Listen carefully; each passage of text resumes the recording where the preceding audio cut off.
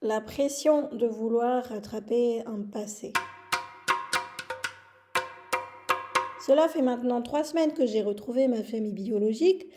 Nous sommes restés en contact et les retrouvailles virtuelles se sont très bien passées. On a donc échangé un petit peu. J'aurais voulu que l'on échange plus, mais à chaque fois, il y a la barrière de la langue, ou peut-être que je me mets ma propre barrière. Et c'est vrai que j'ai voulu tout savoir d'eux, voilà, très très vite. Et là, au bout de 3 semaines, je me suis réveillée avec beaucoup de tension dans le corps, aux articulations, et j'ai pas l'habitude d'être tendue comme ça. Et comme maintenant j'ai beaucoup de facilité à écouter mon corps, je me suis installée, j'ai fait une méditation, et puis surtout j'ai cherché à comprendre le pourquoi j'étais tendue comme ça. Et puis une réponse est venue à moi qui était une réponse euh, qui peut paraître logique à certaines personnes, mais que voilà, mais qu'il va falloir que j'intègre moi et que j'accepte. Cette réponse qui m'est apparue, c'est la suivante. C'est tu ne pourras pas rattraper le passé. Le passé ne se rattrape pas. Et elle m'a paru tellement claire que c'est ce que en fait j'avais essayé de faire ces 3 dernières semaines, essayer de rattraper un passé auquel je n'appartiens pas, le passé de ma famille biologique. Parce que j'ai un grand frère, deux petites sœurs qui sont nées après moi, qui ont vécu ensemble, et moi j'étais pas là. C'était un peu ce que j'ai essayé de faire, c'est de voilà d'essayer de m'imprégner de tout ce qu'ils avaient vécu pour faire comme si à un moment donné j'avais fait partie de leur vie. J'avais envie de rattraper tout ce que j'ai raté, eux, dans leur vie, leurs différents événements, les mariages, les naissances, où j'aurais aimé rattraper tout ce que j'ai raté en 38 années de ma vie. Et je crois que je me suis mis du coup trop de pression. Ce qui fait qu'arrivé au bout de 3 semaines, eh bien, mon corps a lâché. Et, euh, et cette évidence m'a quand même, mine de rien, j'aurais pas pensé, un petit peu attristée parce que c'est vrai que j'étais pas là pendant toutes ces années et ça m'a bouleversée, même si j'ai eu ma propre vie et que j'en suis très satisfaite, j'avais envie de me transposer un petit peu dans la leur. J'avais envie, voilà, c'est un petit peu difficile à expliquer. Voilà, j'accepte, enfin, j'ai toujours été bien dans ma famille et j'aimerais bien aussi connaître la vie que j'aurais pu avoir.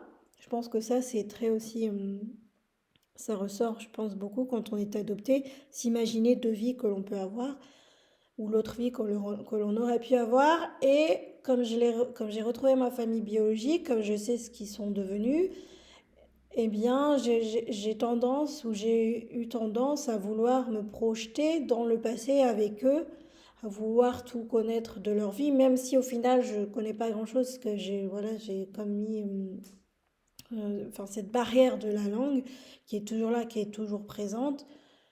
Eh bien, je me rends compte, je me suis mise trop de pression. Et une fois que j'ai accepté, enfin, ah oui, accepté, oui, que j'allais pas, bah, ça revenir sur le passé, ça, je sais très bien qu'on peut pas le changer.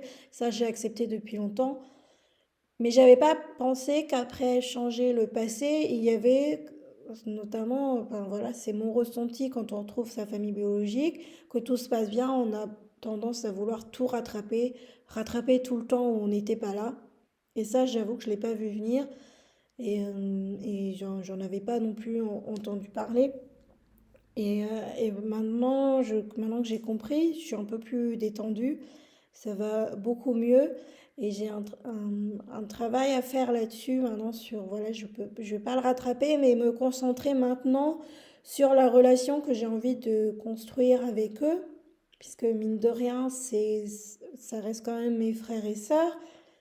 Et si je peux pas rattraper le passé, si je peux pas rattraper tous ces moments où j'étais pas là, que ce soit pour les anniversaires, pour Noël, pour les Nouvel An, pour les repas de famille, tout ce qui a pu se passer de leur côté, eh bien maintenant on a quand même quelque chose à construire et j'ai de la chance parce que eux aussi sont d'accord pour construire cette nouvelle relation.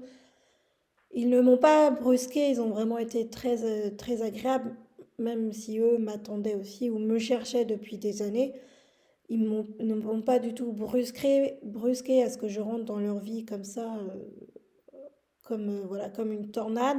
Ils n'ont pas non plus posé 10 000 questions. Ils ont vraiment pris leur temps, le temps que moi je n'avais pas pris, de me dire maintenant, on va y aller, on a envie de construire quelque chose, on a encore tout l'avenir devant nous. Et si je ne peux pas rattraper le passé, j'aimerais construire un avenir serein avec eux. Et voilà, maintenant je souffle un peu, je respire. C'est vrai que la première semaine, j'étais vraiment très sereine, très apaisée, tellement j'ai été entourée d'amour et de bienveillance de leur part. Après, moi, j'ai peut-être voulu leur rendre, entre guillemets, en essayant voilà, de m'intégrer dans leur vie et de faire comme si j'avais été là et de vouloir tout savoir. Ce qui est contradictoire parce que c'est sans rien non plus oser demander.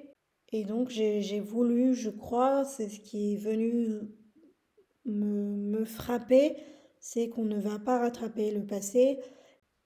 Et parce qu'on ne peut pas rattraper le passé, je vais à présent m'atteler à construire un futur avec eux, à les intégrer dans ma vie comme moi je vais m'intégrer dans la leur. Et comme on est tous d'accord là-dessus, pour continuer de maintenir le contact, alors du coup maintenant que j'ai cette nouvelle vision, que j'ai accepté cela, eh bien je me sens beaucoup plus reposée. Je vous remercie pour votre écoute. Si vous pensez que des personnes peuvent être intéressées par ce podcast qui concerne l'adoption, alors surtout n'hésitez pas à le partager et à y mettre la note de 5 étoiles dans l'appli de votre podcast. Cela le permettra de le retrouver plus facilement parmi tous les autres podcasts.